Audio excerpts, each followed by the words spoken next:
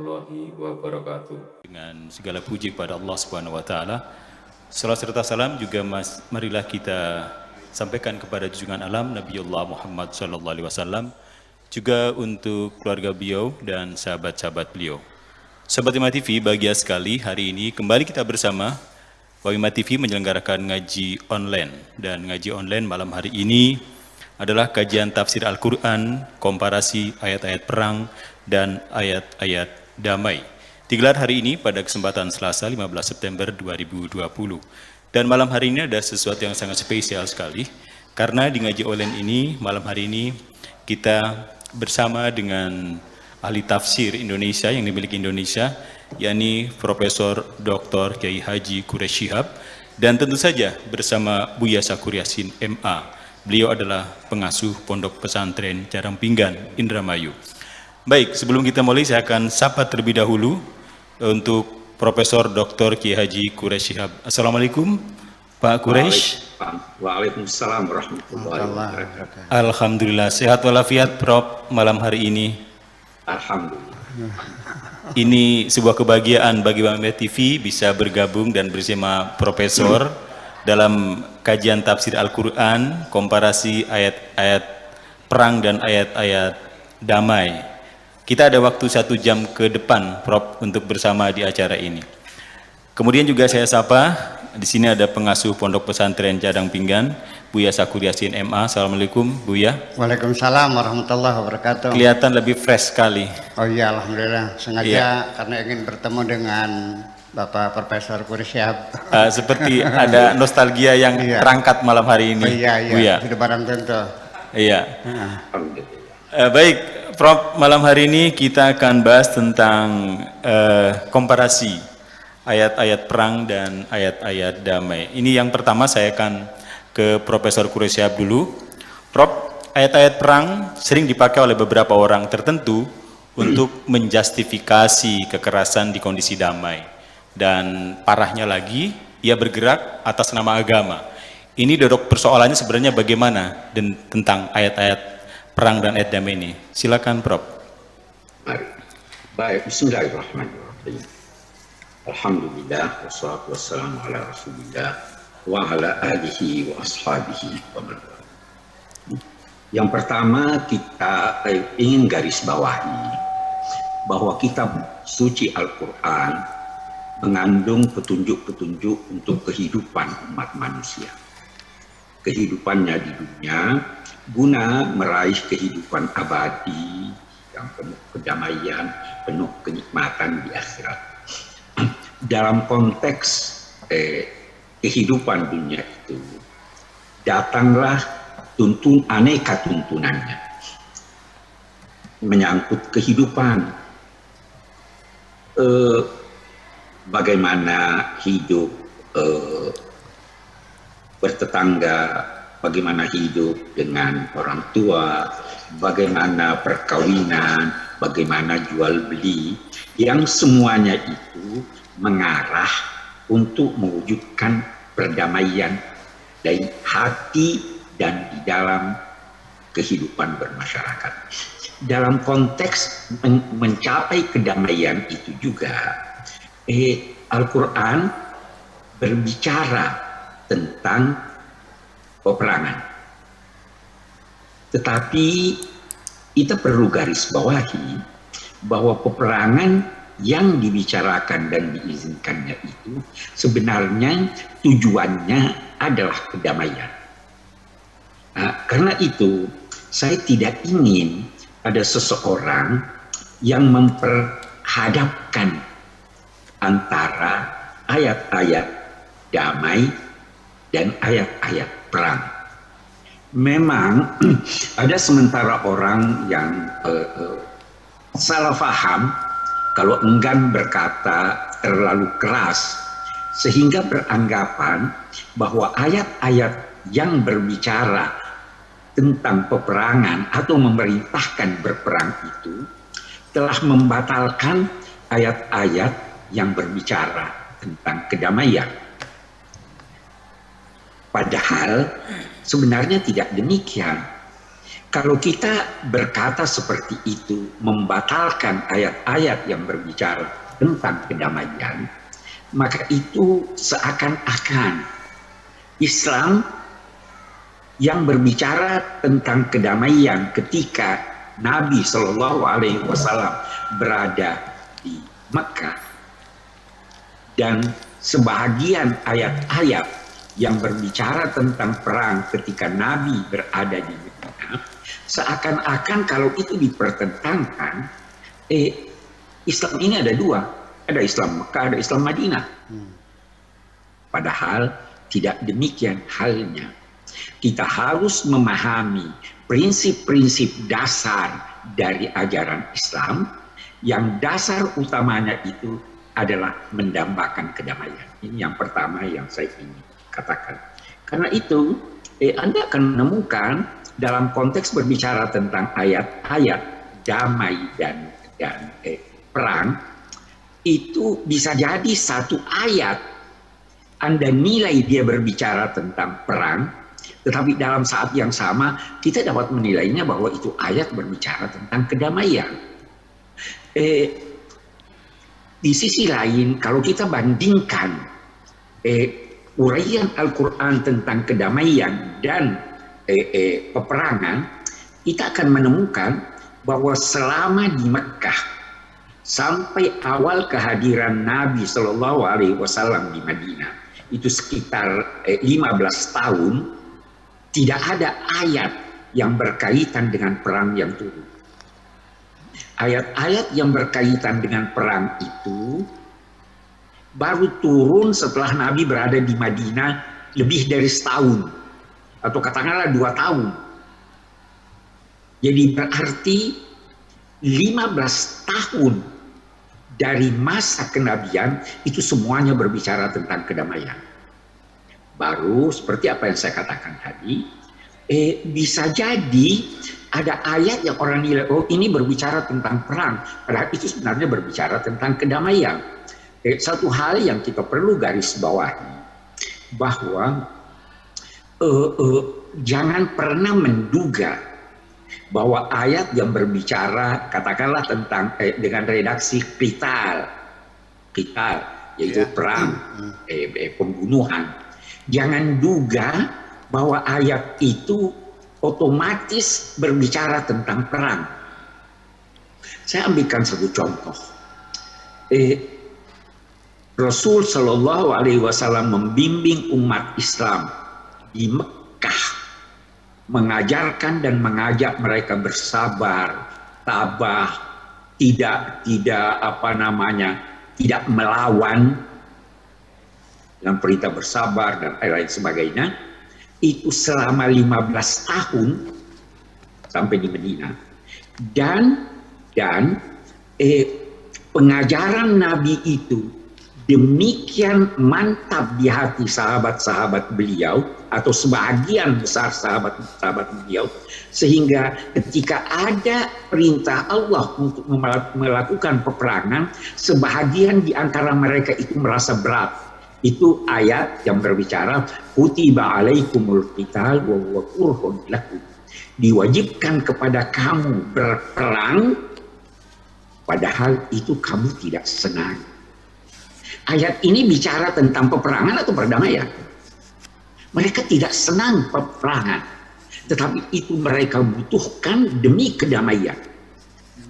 Mereka tidak senang peperangan, sudah terdidik jiwa mereka untuk selalu damai, sehingga waktu turun kutiba alaikumul qital wa huwa kurhun lakum, Allah menyatakan wa asa an takrahu syai'an wa huwa khairun lakum. Jadi ayat ini bicara tentang perang, tetapi sebenarnya kandungannya mengisyaratkan bahwa jiwa umat Islam yang ditempa oleh Nabi, dididik oleh Nabi itu selalu enggan berperang, selalu tidak senang kepada peperangan. Itu satu dulu yang saya tidak ingin kita itu ketika melakukan komparasi hanya menganggap oh ini ada ayat qital, ini ayat salam. Padahal tidak semua qital berarti perang, tidak semua juga damai itu hanya dengan kata salam. Ada qital dalam Al-Quran yang berarti kutukan, tidak ada pertumpahan darah. Tidak ada kekerasan. Qatalahumullah anna yufakun. Ada qital yang hanya pertengkaran, tidak ada kekerasan. Wa in ta'ifatani minal mu'minina iqtatalu. Nah, jadi ini satu yang kita mau lihat. Nah, yang kedua kita ingin lihat karena memang sekian banyak ayat yang berbicara tentang peperangan, ulama-ulama lantas berkata sebenarnya kita cukup untuk memahami pandangan Al-Quran tentang perang membaca suratul Baqarah ayat 190. Apa itu di sana? Wa qatilu fi sabilillahi alladhina yuqatilunakum wa la ta'tadu innallaha la yuhibbul mu'tadin. Perangilah orang-orang yang memerangi kamu. Kita garis bawahi, izin perang itu diizinkan terhadap orang yang memerangi kamu. Dan la ta'tadu, jangan melampaui batas. Jangan bunuh anak kecil, jangan bunuh perempuan, jangan bunuh orang tua yang tidak terlibat dalam peperangan, jangan bumi hanguskan dataran. Itu semua adalah tidak agresi. Baru kita baca lanjutannya, wa qatiluhum hatta la takuna fitnah wa yakunu dinu lillah. Perangilah mereka, batasnya adalah agar tidak terjadi penganiayaan.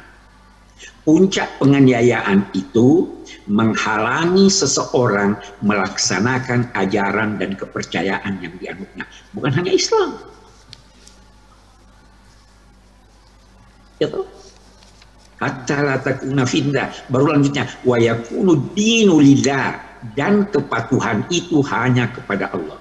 Salah satu bentuk kepatuhan itu adalah memberikan kesempatan kepada setiap orang melaksanakan ajaran agamanya walau Anda tidak setuju. Buktinya, lakum dinukum waliyadin. Buktinya ada ayat lagi yang secara tegas menyatakan la yu'akhid, apa itu astagfirullahalazim, apa ayatnya itu maknanya mudah-mudahan sebentar saya bisa ingat. La yanhaakumullahu 'anil ladzina lam yuqatilukum fid din aw yukhrijukum min diyarikum an tabarruhum wa tuqsitu ilaihim innallaha yuhibbul. Allah tidak melarang kamu untuk berbuat baik, untuk berlaku adil terhadap orang-orang yang tidak memerangi kamu dalam agama atau mengusir kamu dari tumpah darah kamu. Itu Al-Faqih Ibn Arabi itu berkata tuqsitu ilaihim, itu maknanya memberi sebahagian hartamu, bukan berlaku adil. Karena berlaku adil itu wajib terhadap kawan dan lawan. Tapi ayat ini menyatakan tuqsitu ilaihim amalkum, memberikan mereka sebahagian dari harta benda kamu.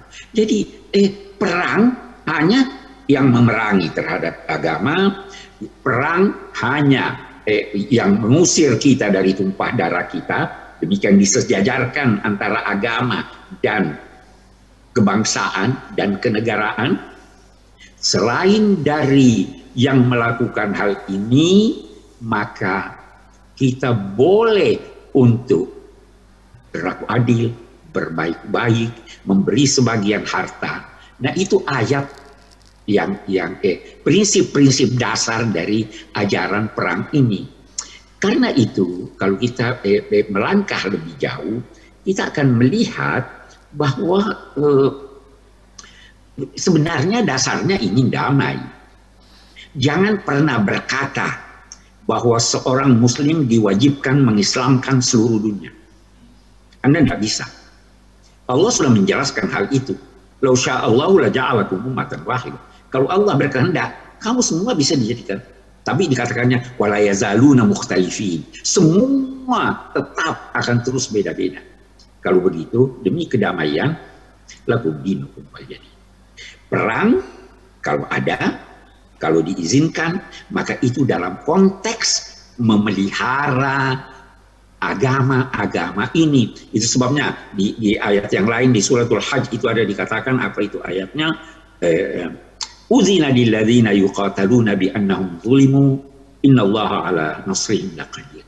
Diizinkan kepada orang-orang yang diperangi karena mereka dizalimi, diizinkan untuk melakukan pembelaan. Walaula daf'ullahi nasa ba'dahum bi ba'din lahuddimat sawami'u wa bi'u wa salawatun wa masajid fi katsira. Seandainya Allah tidak mengizinkan pembelaan satu kaum atas kaum yang lain yang ingin menganiaya, maka pasti akan diruntuhkan biara-biara, gereja-gereja, sinagog, masjid-masjid di mana nama Allah disebutkan di situ. Jadi sebenarnya perang untuk mengislamkan orang itu tidak pernah ada. Perang itu untuk membela agama, membela kepercayaan demi meraih kedamaian. Ada orang-orang, memang seperti yang Anda katakan tadi, ada orang-orang yang ingin mempertentangkan. Itu bahkan ada yang salah paham, saya ingin berkata salah paham.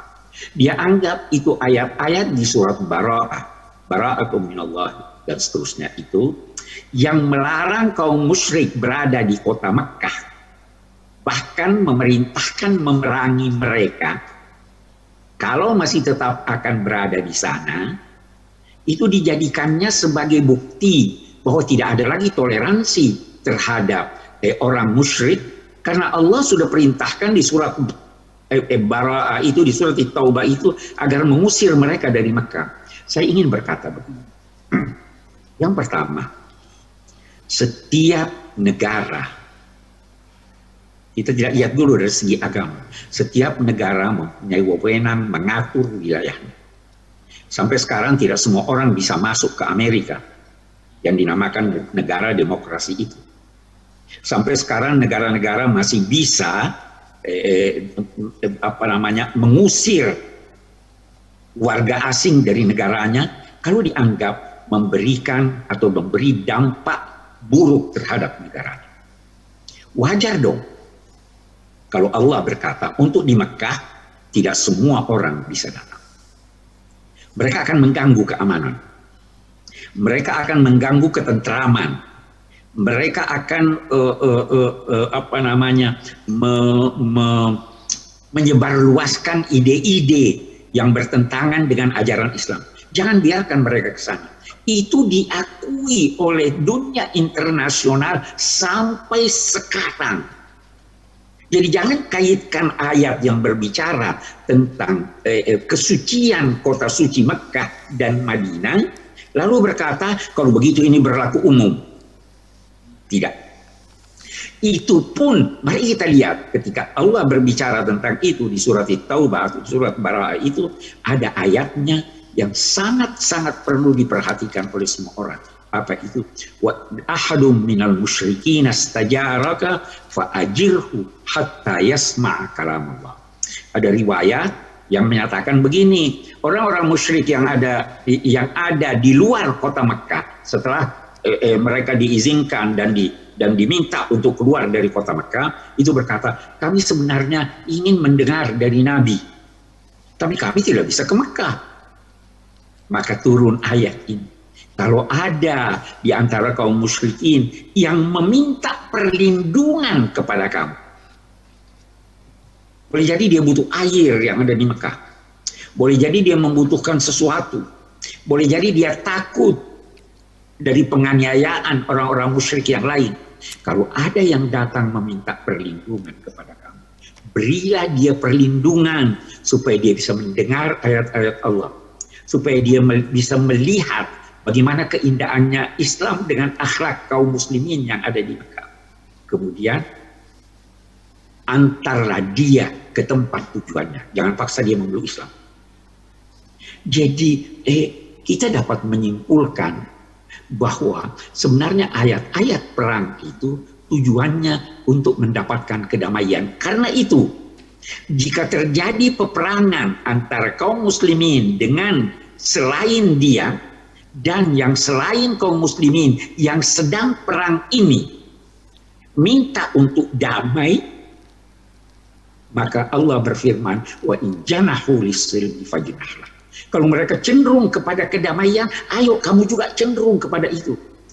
Boleh jadi ada yang menduga bahwa oh iya dia cuma pura-pura mau damai itu, tapi bermaksud buruk. Tetap saja cenderung juga kepada kedamaian dan berserah dirilah kepada Allah. Allah akan membela kamu selama kamu bermaksud untuk meraih kedamaian untuk seluruh umat manusia. Saya kira itu yang dapat saya simpulkan dari ayat-ayat perang dan damai yang ditemukan dalam Al-Quran. Wassalamualaikum warahmatullahi wabarakatuh. Warahmatullahi wabarakatuh. Profesor Kiai Haji Dr. Quraish Shihab. Ya, Al-Quran sebagai hudalil muttaqin, kemudian Al-Quran juga sebagai way of life. Ketika kemudian di Al-Quran tertera ayat-ayat perang, maka sesungguhnya tujuan utamanya adalah untuk damai. Buya, masih berkaitan dengan apa yang disampaikan oleh Prof. Quraish. Ini tentang ayat la ikraha fiddin, Buya. Yang kemudian dari kalangan tertentu mengklaim bahwa ayat ini atau kalimat ini sudah nasih mansuh oleh ayat-ayat perang yang kemudian datang belakangan. Ini penjelasan seperti apa, Buya? Oke, saya pertama-tama ingin menyapa dulu Fadilatul Syekh Quraish Shihab. Assalamualaikum. Waalaikumsalam. Alhamdulillah. Kaif halkum? Alhamdulillah, kangen. Wahasduni Syekh. Wahasdana ya ki, wasyufi wahas. Amin.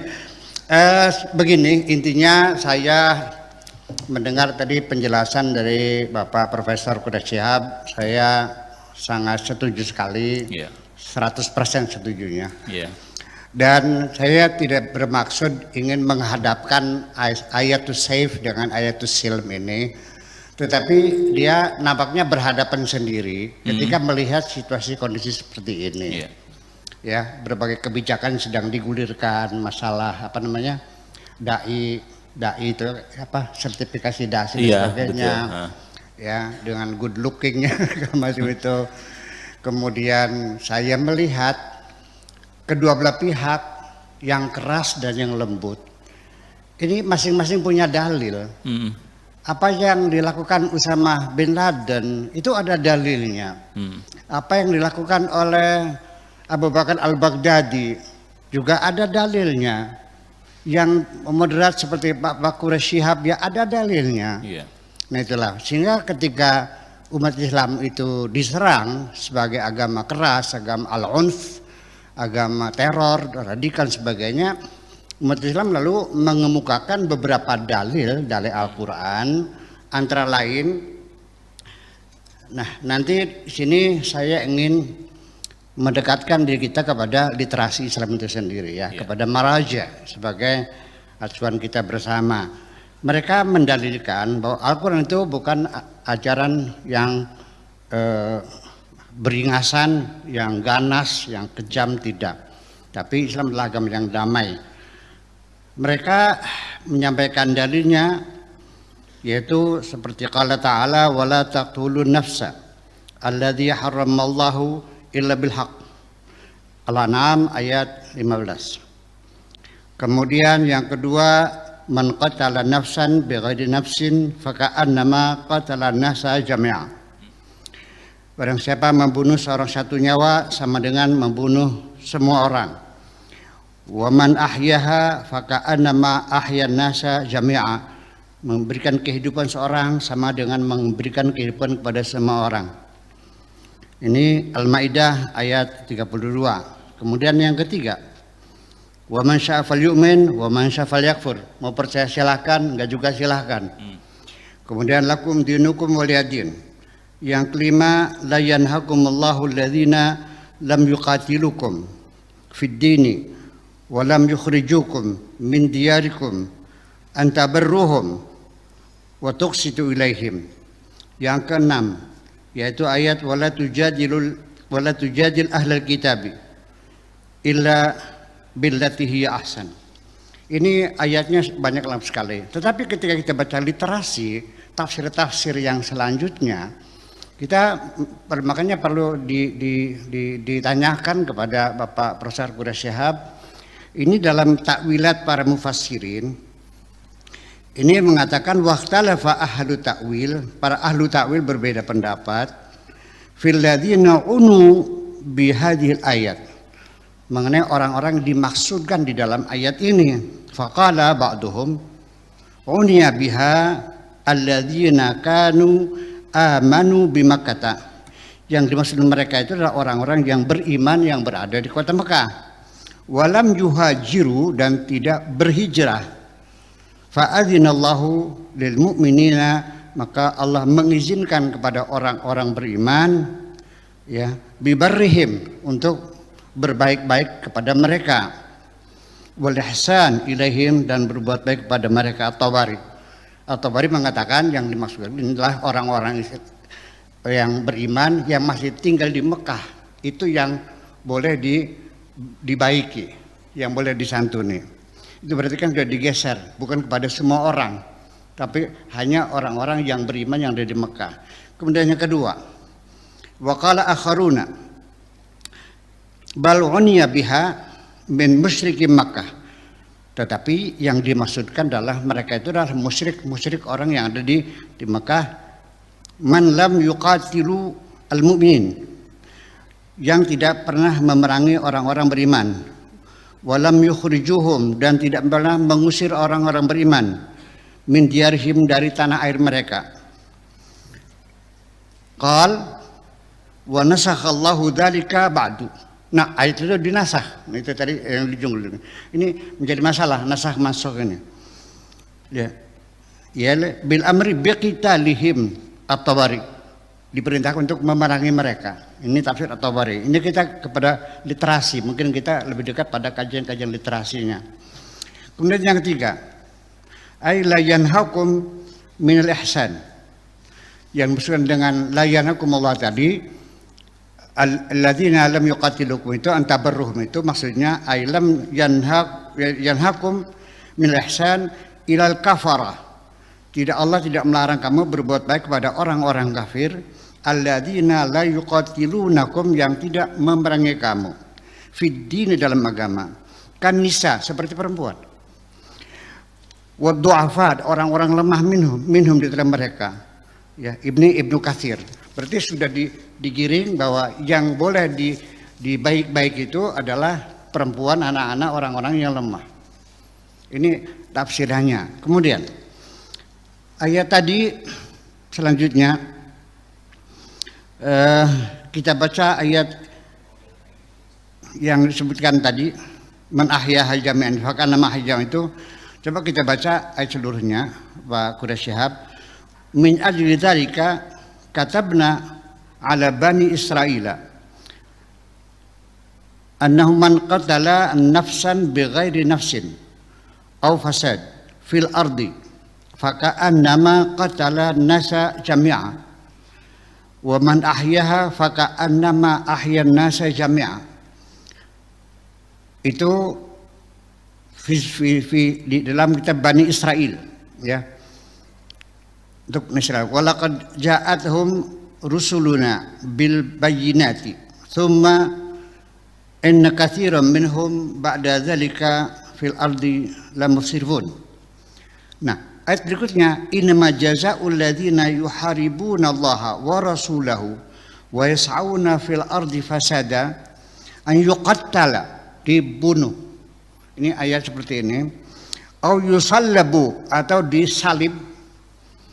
Au tuqatta'u aydihim wa arjuluhum, atau tangannya dan kakinya dipotong-potong. Min khilaf, potong kanan, potong kiri, tangannya kiri potong, tangan potong, dipotong kaki dan tangannya semuanya. Au yunfauna minal ardi, atau diusir dari negeri itu. Dzalikal hum khizyun fid dunya wa lahum fil akhirati adzabun azim. Kemudian juga selanjutnya surat At-Taubah ayat 191.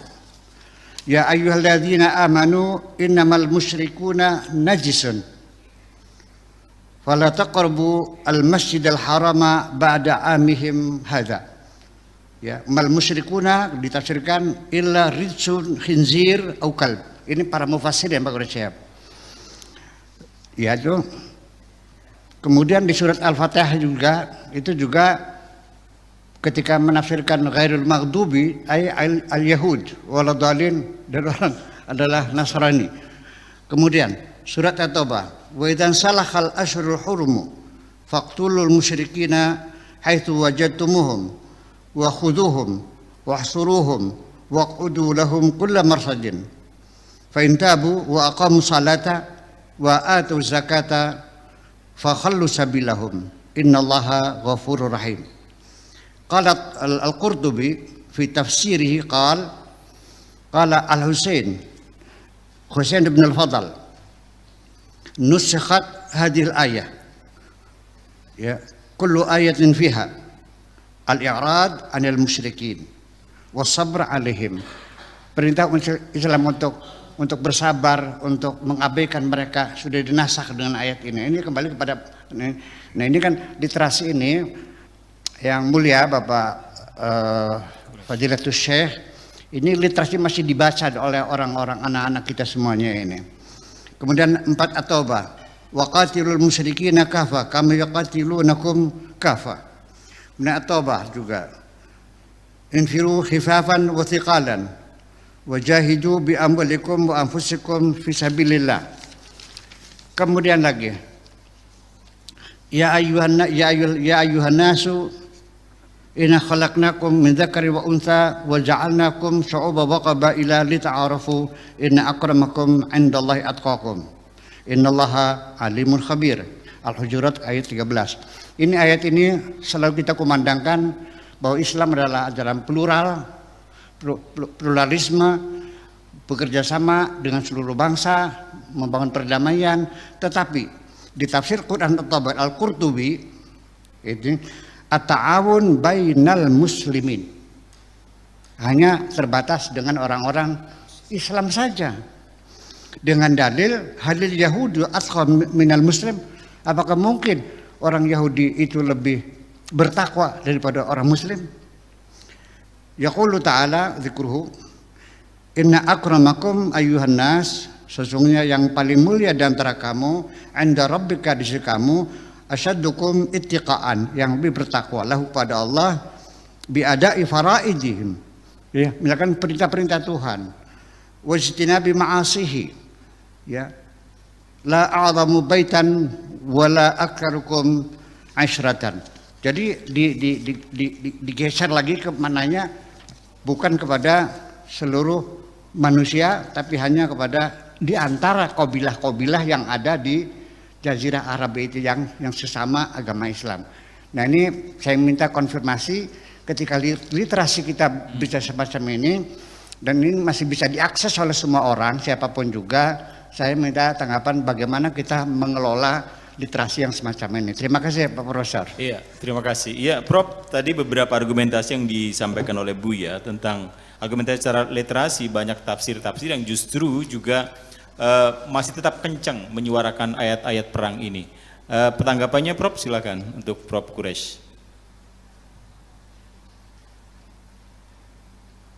Ya, Assalamualaikum. Halo, unmute, mohon di. Oke, ya. Terdengar suara saya? Iya, ya, sudah dengar. Oke, bagus. Mari kita lihat. Ya. Yang pertama, jangan lepaskan pemahaman ayat-ayat Al-Quran dari praktek Nabi Muhammad SAW. Jangan lepaskan dari hadis. Kalau Anda hanya berpegang pada bunyi teks tanpa memperhatikan praktek-praktek Nabi Muhammad SAW, maka Anda bisa keliru. Mari kita bertanya, salah satu dari apa yang tadi, apakah Nabi pernah bekerja sama dengan orang musyrik atau tidak? Waktu hijrah, Nabi itu yang menuntun beliau ke Mekkah, penunjuk jalannya adalah Abdullah bin Uraiqid yang bukan Muslim. Jadi kaitan ke sana.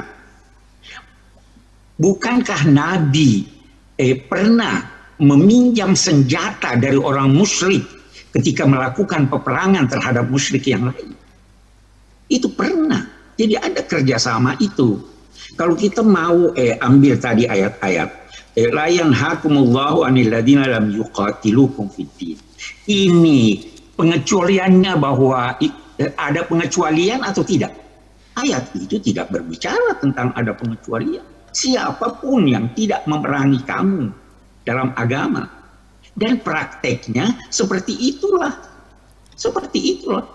Waktu kaum muslimin tertindas di Mekah, itu yang membela kaum muslimin yang bekerja sama dengan kaum muslimin adalah di Habasyah pemerintahnya yang Kristen ketika itu.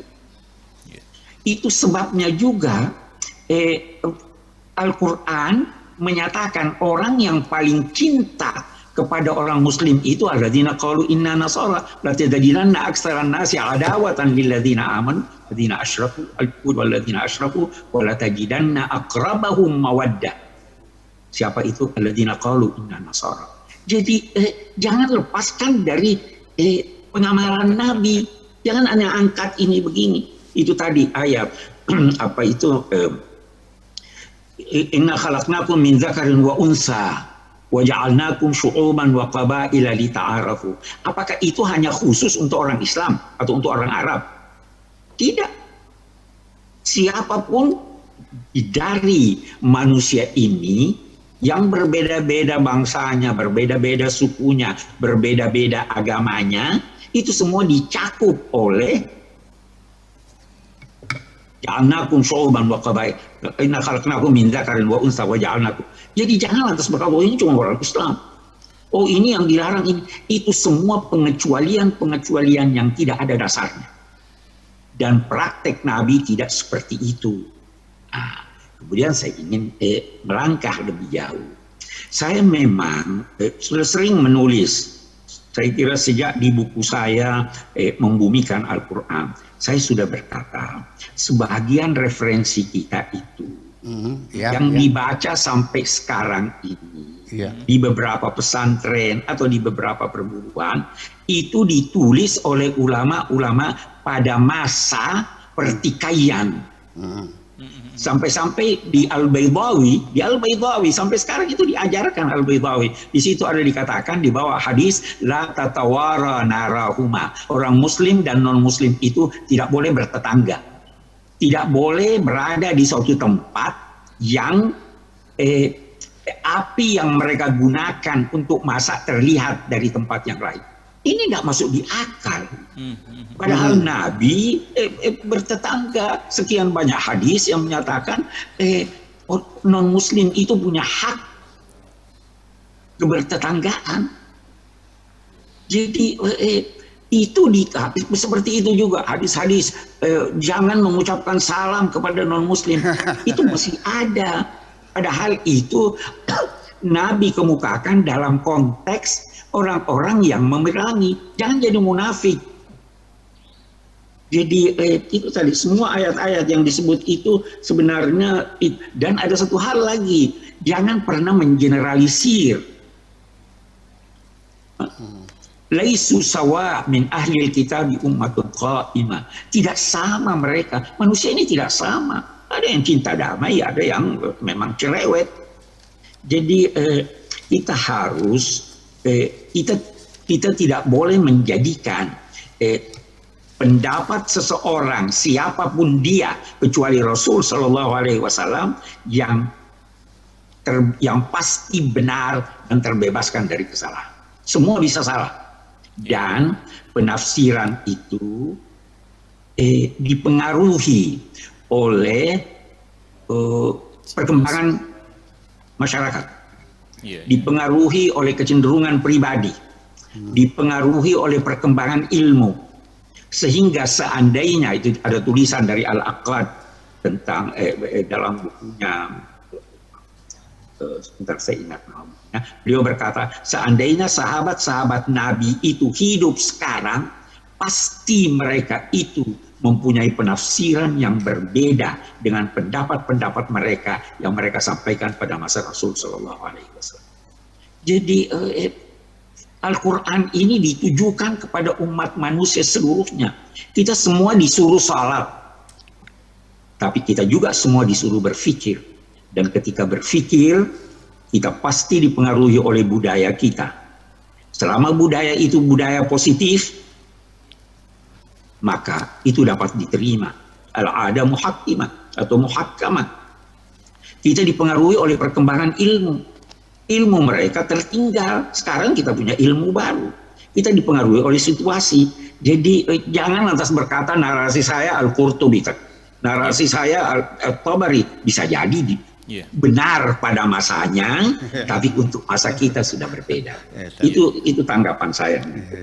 Tapi prinsipnya Allahumma antas salam wa minkas salam wa ilaika ya'udus salam fa'ahdina rabbana bis salam wa adkhilnal jannata daras salam. Itu prinsip kita. Kita ingin damai.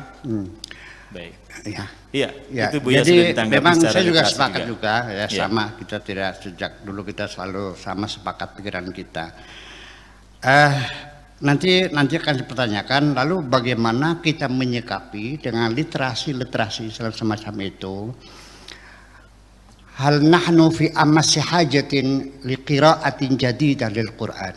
Apakah kita perlu membuat qiraat jadidah, bacaan baru terhadap Al-Quran supaya disesuaikan dengan kesinian dan kedinian ini. Ya.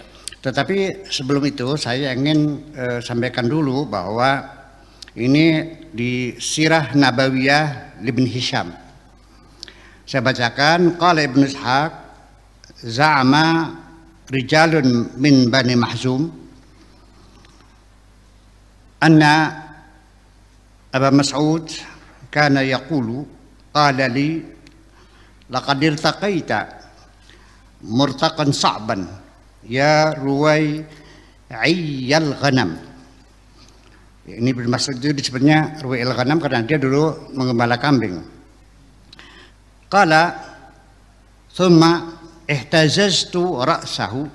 Ibnu Mas'ud ini lalu memotong kepalanya Abu Jahal. Ya, thumma jitu bihi Rasulullah sallallahu alaihi wasallam. Kemudian kepala Abu Jahal itu saya bawa kepada Rasulullah.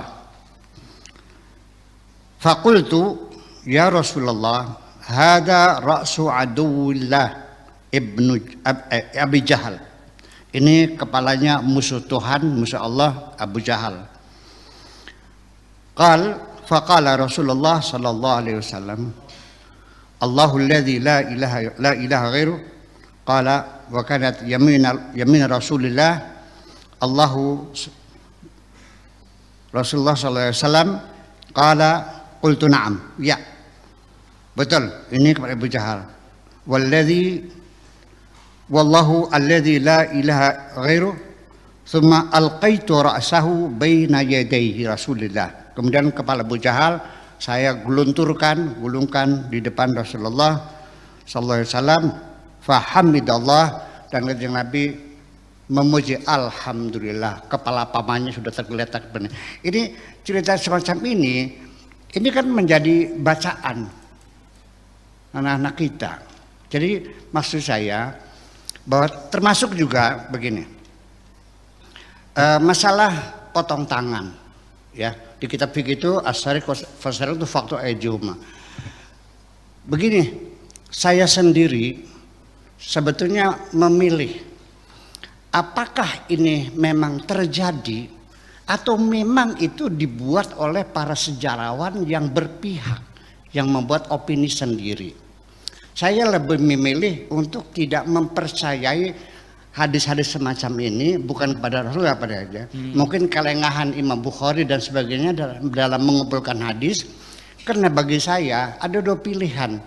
Karena kalau saya melihat hadis-hadis yang kekerasan seperti ini, itu sangat mengganggu, betul-betul sangat mengganggu kemesraan saya dengan Rasulullah. Daripada kemesraan saya terganggu, saya akan mengatakan mungkin ini Imam Bukhari yang kurang selektif, begitu saja. Bagaimana pandangan Bapak Profesor Dr. Quraish Shihab? Iya, Prof. Ditemukan lagi beberapa literasi yang tadi disampaikan Buya Sakur. Bagaimana tanggapannya, Prof, tentang hal yang semacam tadi dikatakan itu? Unmute, mohon di... Halo?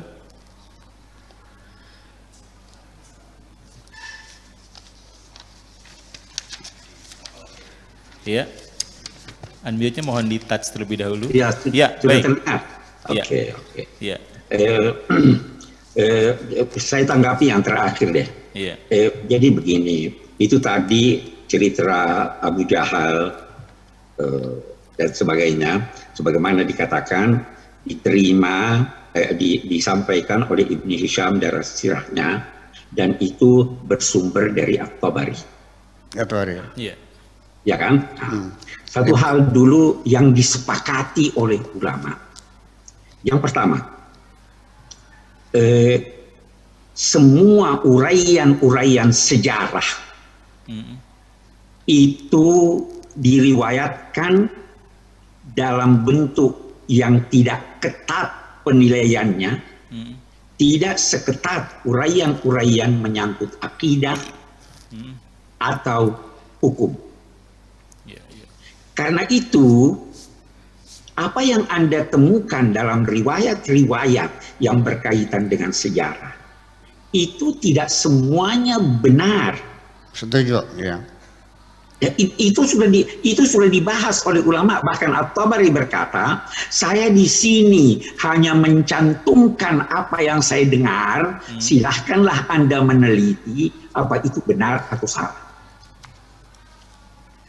Bahkan lebih dari itu, ulama-ulama al-jarh wa ta'dil yang memberikan penilaian kepada tokoh-tokoh periwayat-periwayat hadis, ada di antara mereka yang berkata bahwa At-Tabari itu penilaian terhadapnya tidak kuat, sehingga tidak semua riwayat yang disampaikannya, apalagi kalau sudah berkaitan dengan sejarah, itu harus diterima.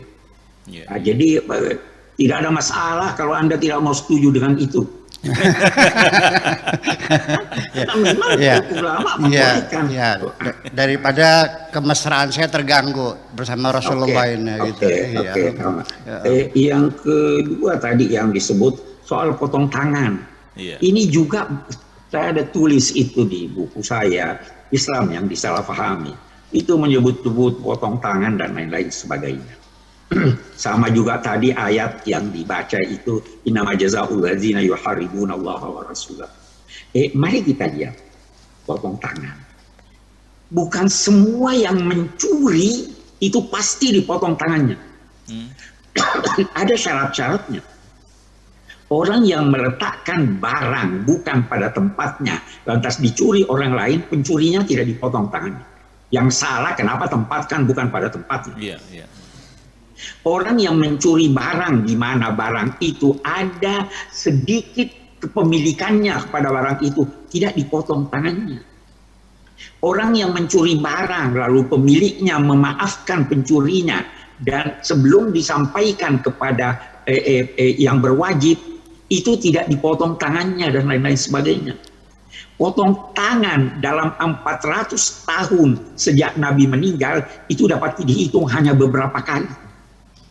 Itu pun setelah berulang-ulang yang bersangkutan melakukan pencurian. Itu sebabnya kata ulama, ini Pak Syakur pasti paling tahu ahli bahasa itu, Al-Quran itu menyatakan as-sariq was-sariqatu, sarik bukan alladzi yasrik, yang mencuri. Itu beda dengan pencuri. Kita kan menyanyi ya, tapi kita bukan penyanyi. Al-Quran mengatakan, begitu juga tadi innama jazaa'ul ladzina yuharibuna Allah wa rasulahu. Dulu pemotongan kepala, penganiayaan sangat-sangat merajalela di seluruh dunia. Ayat itu turun dalam pandangan Imam Malik, itu bukan perintah untuk memenggal kepala dan lain-lain sebagainya. Kata wawu di situ menurut Imam Malik litakhyir. Hakim boleh memilih apa yang sesuai dengan perkembangan masanya, sehingga salah satu di antara pilihan itu au yunfau minal ard, disingkirkan dari tempat tinggalnya, dari bumi, yakni sekarang dipenjarakan. Jadi banyak penafsiran. Saya hanya ambil yang jadi ulama-ulama kita dahulu sangat berjasa memberikan penjelasan terhadap ayat-ayat Al-Quran untuk masyarakatnya. Kita sekarang dituntut untuk melakukan pembaharuan pemikiran, at-tajdid, dalam memahami kitab suci agar supaya sesuai dengan perkembangan masyarakat yang positif. Saya garis bawahi yang positif. Itu yang dilakukan oleh Al-Azhar. Itu yang dilakukan. Kita tidak ingin hidup pada masa lalu dengan tuntunan-tuntunan yang diberikan solusinya oleh ulama-ulama kita. Karena kita tidak ingin dinilai orang terlambat lahir. Kita mestinya lahir 500-600 tahun yang lalu. Sekarang sudah tidak. Jadi perlu ada pemikiran-pemikiran baru yang dilakukan oleh ulama-ulama, dan supaya lebih terjamin perlu ada ijtihad jamaah. Kita bersama-sama berpikir bersama dengan semua pakar dalam berbagai bidang ilmu untuk menetapkan bagaimana tuntunan agama. Saya kira itu Pak Syakur yang saya bisa. Iya. Oke. Ya. Tadi Bapak Profesor sudah siap menyangkut tentang Al-Azhar, ya. Tetapi saya melihat dewasa ini Al-Azhar dengan harokat tanwiriyah yang sekarang sedang menggeliat di Mesir, ya, seperti Syed Al-Qimni, seperti Muhammad Syahrur, seperti Ali Masrur Al-Kayali, ini sangat bertentangan, bahkan konfrontatif dengan Al-Azhar itu. Bagaimana Pak Dr. Quraish Shihab melihat berseberangannya Al-Azhar dengan harokat tanwiriyah yang sedang berkembang di Mesir ini? Kita tidak ingin menolak suatu pendapat kecuali berdasar prinsip-prinsip ajaran agama. Kita tidak menolak untuk memahami Al-Quran yang dikemukakan oleh para orientalis kalau memang itu sejalan dengan prinsip-prinsip ajaran agama. Kita juga tidak segan untuk menolak pendapat yang dikemukakan oleh ulama Islam yang tulus, tetapi sudah bertentangan dengan prinsip-prinsip perkembangan ilmu pengetahuan yang telah terbukti kebenarannya. Jadi saya tidak anti Syahrur, saya tidak anti siapapun, tapi pada banyak penafsiran-penafsirannya yang bertentangan dengan prinsip-prinsip ajaran agama. Itu yang ditolak oleh Al-Azhar. Tapi bahwa kita berbeda, wajar berbeda. Ya. Selanjutnya pertanyaan terakhir ini begini, saya kan dulu pernah mengusulkan kepada Bapak Menteri Agama dulu waktu kita masih sering bersama, Pak Munawir Syadzali dulu, saya mengatakan bahwa ini Quran terjemahan Depak itu perlu direvisi, diperbaiki lagi karena ada beberapa kesalahan. Dan beliau mengatakan mana bukti kesalahannya? Saya bilang tidak usah satu Quran lah. Ayat pertama saja. Ketika menerjemahkan Bismillahirrahmanirrahim, itu terjemahan resminya adalah dengan nama Allah yang Maha Pengasih dan Maha Penyayang. Ketika ba di situ, yang tadinya ba itu artinya banyak, ada ba sababiyah, ada ba qasam, ada ba apalagi ba yang tidak ada maknanya ya, ba zaidah dan sebagainya. Nah, ketika diterjemahkannya itu dengan nama Allah, ini berarti banyak lil isti'anah. Kalau isti'anah itu tadkhulu alal alah, masuk pada alat. Jadi kalau bismillah dengan nama Allah, nanti akidatan, secara akidah kita menganggapnya Tuhan sebagai alat. Jadi kenapa tidak terjemahkan atas nama Allah saja daripada dengan nama Allah, itu satu. Kemudian juga ada beberapa ayat Al-Quran, ini bukan kesalahan, seperti hatta yalijal jamalu summal khiyam. Ya. Nah, itu al-jamal itu di At-Tabari disebutkan zaujul naqah, artinya onta. Sebetulnya ini tidak matching antara onta dengan lubang jarum. Sesuatu yang tidak mungkin terjadi, diibaratkannya seperti onta masuk lubang jarum. Kalau kita sesuatu yang mustahil terjadi seperti menunggu kuda bertanduk. Ini antara lubang jarum dan onta nggak masuk, nggak matching. Jadi dalam bahasa Arab itu kalau kecil namanya khaitun, kalau besar ini namanya hablun, kalau sebesar ini buat nali kapal itu namanya jamalun. Jadi yang matching itu tambang tidak mungkin tambang pengikat kapal itu dimasukkan ke lubang jarum. Jadi bukan ontak semacam itu tuh. Jadi artinya ini juga mungkin di terjemahan depan ini juga sama, ontak gitu. Jadi artinya bahwa revisi Al-Quran terjemahannya itu menurut Pak Kudasyihab perlu atau tidak perlu Al-Quran direvisi kembali. Terima kasih Pak Ustaz. Silahkan. Oke, saya bahkan lebih dari itu. Saya tidak setuju Al-Quran diterjemahkan. Tidak bisa diterjemahkan. Yang diterjemahkan itu, yang dijelaskan itu maknanya.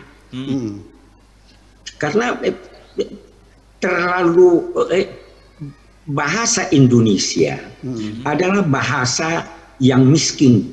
Ya, Bahasa Jawa itu jauh lebih kaya dari bahasa Indonesia. Nah, bahasa Arab sangat kaya. Ada berkata sementara orang ada 12 juta kosakata bahasa Arab. Bahasa Perancis itu hanya 6 juta.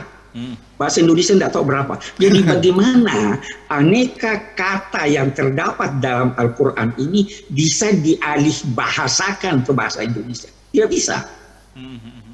Jadi kita menerjemahkan dalam arti menjelaskan maksudnya. Ya. Ya, jadi itu. Dan itu sebenarnya dilakukan oleh Departemen Agama sejak sekian tahun. Sampai sekarang saya masih terlibat dan pusat studi Al-Quran yang ada di Jakarta itu, di mana saya juga terlibat di sana, itu sampai sekarang masih terus terlibat dalam usaha untuk memperbaiki sebisa mungkin apa yang tercantum dalam terjemahan Departemen Agama. Tapi apa yang kita lakukan itu masih perlu terus dari saat ke saat ditinjau. Jadi tidak ada terjemahan Al-Quran. Itu tidak bisa terjemahkan. Ada kata-kata dalam bahasa Jawa yang tidak ada dalam bahasa Indonesia. Ya kan? Karena bahasa Jawa sangat kaya. Saya tidak tahu apa bahasa Indonesianya miris. Ya kan? Jadi tidak terjemahan. Terjemahan maknanya, penjelasan maknanya. Saya kira itu. Ya, oke. Virtual. Nampaknya di ujung virtual juga sudah gabung bersama kita. Ini ada Profesor Komarudin Hidayat ini untuk juga bisa menanggapi saya kira tentang ayat-ayat perang dan ayat-ayat damai. Langsung saja saya bergabung dengan Profesor Komarudin. Assalamualaikum, Prof. Waalaikumsalam. Alhamdulillah bisa bergabung lagi. Baik, Prof, malam hari ini kita pembicaraan agak sedikit seru nih tentang perang dan damai, dan itu adalah bahasan kita dari ayat Al-Quran. Pendapat Prof sendiri bagaimana, Prof? Silakan. Ini dua orang ini kan guru saya ya. Yang pertama, hikmah pandemi ini saya banyak belajar. Dulu saya kalau mengikuti kelas Pak Kures itu kan harus datang ke kampus. Sekarang saya tinggal buka YouTube, ikuti terus gitu. Jadi ini ada blessing pandemi ini, kita banyak belajar. Saya tidak akan masuki wilayah yang disampaikan tadi. Beliau ini pakar-pakar referensi di tanah air ini, bahkan juga di Asia. Saya ingin menggarisbawahi tadi bahwa ketika belajar Islam tadi Prof. Kores mengatakan ada 3 sosok, yaitu Rasulullah, kemudian teks Al-Quran, dan juga konteks zamannya. Nah, sekarang kita melakukan interpretasi. Oleh karena itu kalau hanya satu aspek saja yang diambil, itu kemudian ya bisa jadi bisa salah gitu. Kemudian saya melihat tentang perang ini ayat-ayat sejarah, ayat-ayat sosial ya, ayat-ayat ijtimaiyah, bahwa perang itu memang tidak mungkin dihindari, tidak mungkin. Alasannya macam-macam ya. Pertama tentu kalau kita bicara psikologi, perang itu dalam hati kita. Kemudian perang dalam pikiran, ghazwatul fikri. Sekarang perang dalam medsos, ada lagi perang fisik. Ya. Saya melihat bahwa sejak perang dunia pertama dan kedua, perang fisik itu drastis berkurang. Yang terjadi perang dagang, perang politik, perang medsos, tapi perang fisik itu jauh berkurang. Jadi persoalan perang ini tidak semata karena alasan agama. Indonesia juga pernah mengalami perang, karena tanpa perang mungkin kita ya sulit untuk mengantar republik ini. Tapi republik ini didirikan bukan sebagai mesin perang. Agama apapun ketika awal itu akan menghadapi orang-orang kekuatan yang terganggu yang berusaha menindas, mematikan dari awal. Rasulullah juga begitu, dihadapkan kekuatan yang menindas agar tidak tumbuh, maka terpaksakan perang. Tapi perang waktu itu kan untuk membela diri, bukan Islam sebagai mesin perang. Nah, ini penting sekali. Di Amerika, di Eropa juga luar biasa negara-negara perang itu. Tapi sejarah kemudian menyadarkan perang itu nggak banyak untungnya. Maka Eropa yang biang keroknya pun sekarang malah Uni Eropa, gitu kan. Oleh karena itu konteks zaman tadi jadi penting, konteks sosial, konteks psikologis. Bahkan Nabi sendiri sungguhnya keikutsertaan perang kan sedikit sekali. Misinya itu rahmatanil alamin. Saya sering mengatakan bahwa kita perlu membedakan antara Rasulullah sebagai fakta historis yang dikurung dalam ruang dan waktu dan budaya waktu itu dengan misi agungnya yang melewati batas-batas waktu, zaman, etnis dan sebagainya. Jadi kita harus menangkap yang itu tanpa harus terputus dengan benang merahnya praktek Rasulullah tadi. Tapi misi Islam kan bukan untuk masa lalu, tapi untuk masa depan dan untuk lil alamin. Jadi luas sekali. Yang berikutnya, perang sekarang ini ada perang hegemoni, perang dignity, perang identitas itu dengan bentuk yang beda perangnya itu. Sekarang Amerika dan Cina perang, tapi perangnya beda lagi bentuknya. Jadi perang itu memang tidak bisa dihilangkan. Nah, dalam ilmu sosial gitu ya, perang itu ada motifnya itu karena power. Nah, ini tokohnya Nietzsche ya. Tiap orang itu ingin menguasai, atau Fir'aunisme, jadi power. Bukan karena materi, bukan karena apa, tapi orang itu senang dengan kekuasaan, dengan power. Ini juga kadang-kadang dengan ringan aja melumpuhkan musuhnya. Ada lagi perang karena ekonomi. Ini sering dikaitkan dengan teori Marxian, ekonomi. Ada lagi orang perang karena cinta, libido. Ini sering dikaitkan dengan Freud. Gitu. Dalam skala yang kecil sampai yang besar, tiga-tiganya ini muncul dalam kehidupan masyarakat. Apakah karena mempertahankan merebut power, atau perebutan ekonomi, atau merebutkan cinta. Nah, satu lagi memang ada karena keyakinan iman. Yang berikutnya saya ingin sedikit memberikan catatan. Dulu waktu saya kuliah di IAIN Ciputat, kan dulu di Fakultas Usuluddin, itu jurusan perbandingan agama. Di agama itu dibanding-bandingkan. Yang dibandingkan bisa kitab sucinya, bisa masyarakatnya. Tapi sekarang tidak lagi perbandingan agama, tapi religious studies, studi agama-agama, tidak diperbandingkan. Mengapa? Karena banding-bandingkan ini kemudian ada kecenderungan mengadili like or dislike, itu sah-sah saja, tapi kurang fair. Tapi ketika religious studies, maka agama dilihat apa adanya, bahwa akhirnya kita punya preferensi pilihan iman, itu tiap orang seperti itu, yaitu study of religions. Nah, yang ketiga sekarang bukan begitu, naik lagi interreligious studies, tidak interreligious studies, sudah naik lagi, bukan diperbandingkan, bukan pisahkan, tapi interreligious studies. Bahkan ada ungkapan populer, to be religious today, to be interreligious. Maksudnya apa? Keberagaman seorang itu tidak bisa diukur hanya dalam konteks internal diri kita, kelompok kita. Ketika kita masuki masyarakat yang global, lintas, sekarang ini kan lintas sekali. Kalau kita masuk satu komplek, tidak monolit lagi agamanya, maka keberagaman seorang akan dilihat bagaimana sikapnya, pandangannya terhadap agama lain.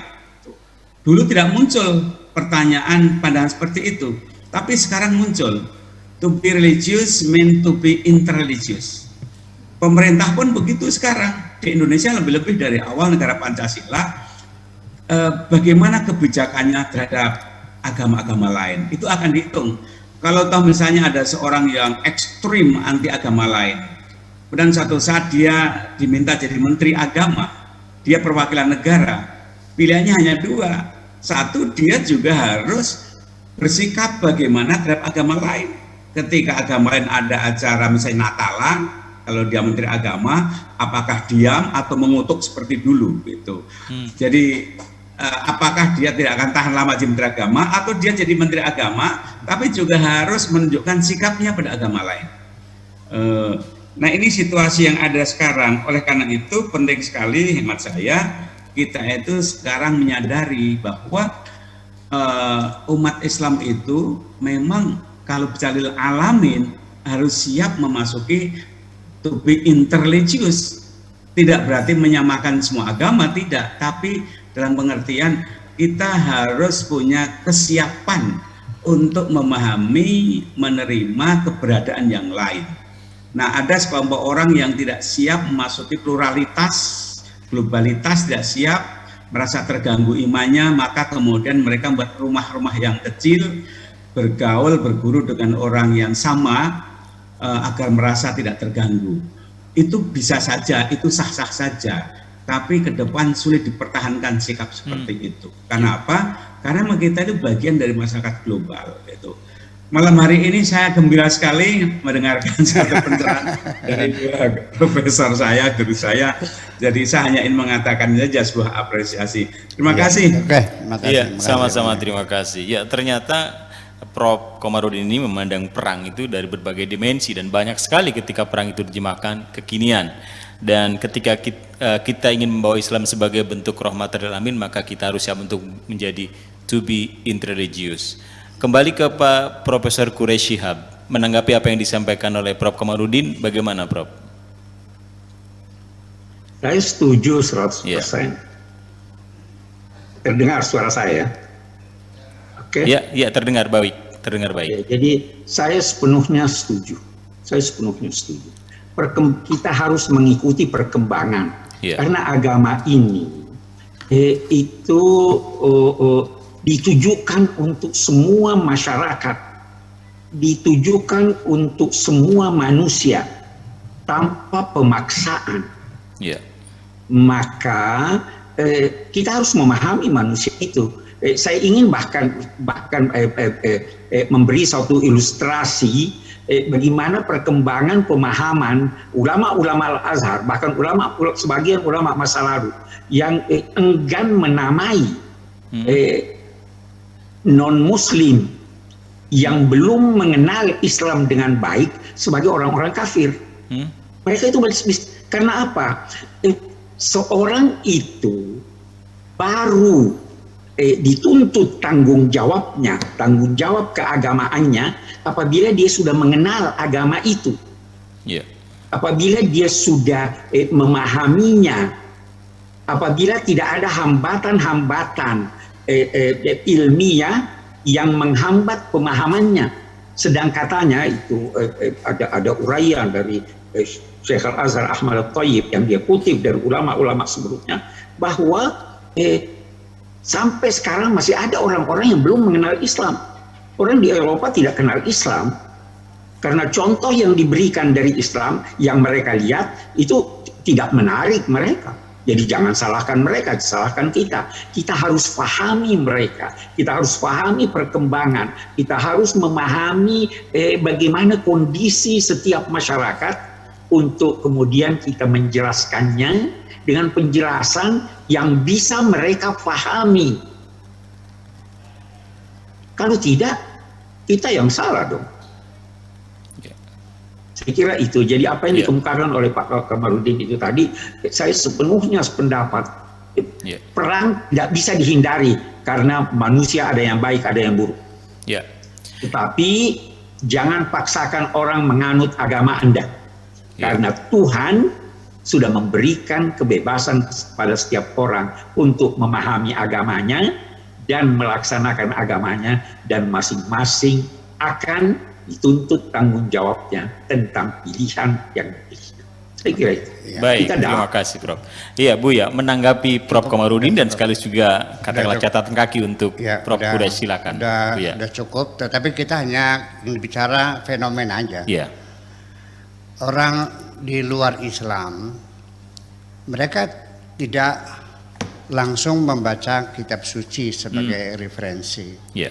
atau hadisnya atau sirahnya, tidak. Yang mereka lihat itu adalah perilaku umat Islamnya. Iya, iya, iya. Ya kan? Memang kita kalau ingin mempelajari suatu agama, jangan melihat perilaku penganutnya. Karena siapapun itu tidak mungkin bisa merepresentasikan ajaran agama melalui pribadi. Nah, maka oleh karena itulah, jadi yang penting nanti kita tidak mungkin akan memperbaiki perilaku umat Islam. Tapi minimal adalah secara aplikatif saja. Iya. Apa yang harus kita lakukan untuk memberikan pemahaman kepada anak cucu kita ini supaya tidak timbul pikiran-pikiran radikal yang ada di dalam referensi-referensi kita itu. Saya kira seperti itu. Ya, baik, terima kasih Bu ya. Kemudian kembali di ujung virtual, di sana juga sudah ada Profesor Budi Santoso. Beliau adalah Rektor Institut Teknologi Kalimantan. Assalamualaikum, Prof Budi. Assalamualaikum, Prof Budi.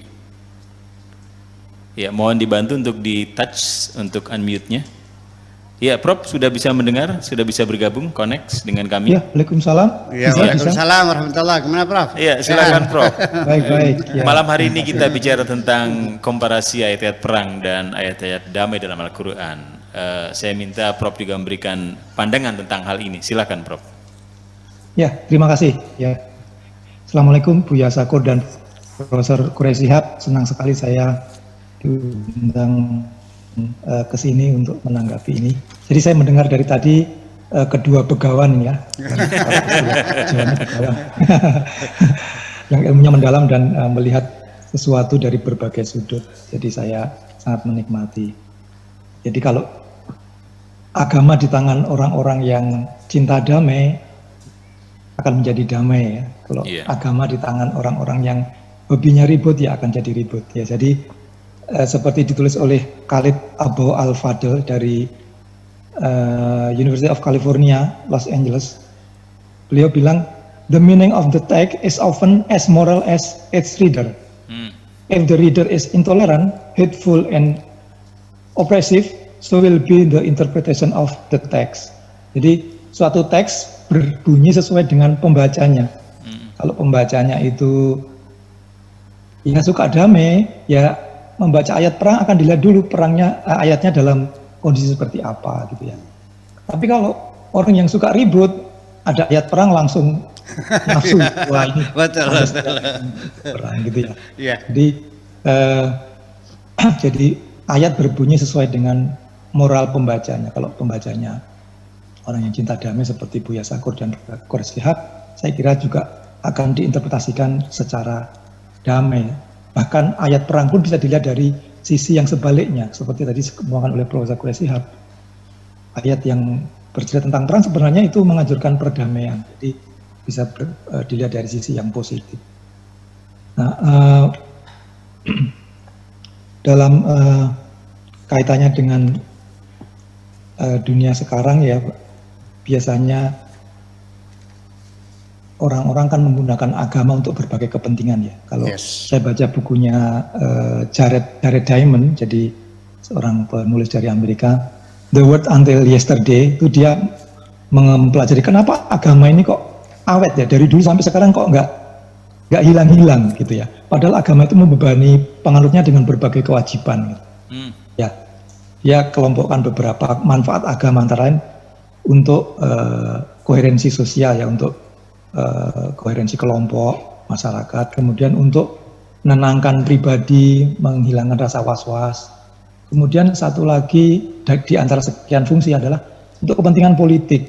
Ya, jadi dengan agama biasanya penguasa itu bisa bertahan lama, gitu ya. Dan itu sudah ada dalam sejarah Indonesia maupun sejarah di Timur Tengah maupun di Eropa. Ya.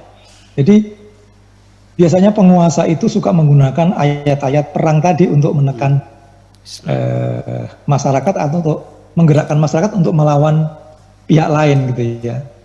Tapi kalau penganut-penganut agama yang bekerja secara individu ingin mencari ketenangan biasanya menggunakan ayat dari sisi apa damainya ya, dari sisi positifnya. Jadi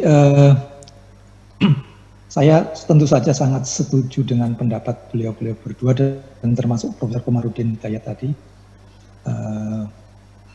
bahwa agama tidak seharusnya digunakan untuk kepentingan untuk perang, apalagi dalam kondisi kita sekarang damai ya. Jadi kalau sedikit-sedikit meneriakkan ayat-ayat perang, saya kira kehilangan konteksnya ya.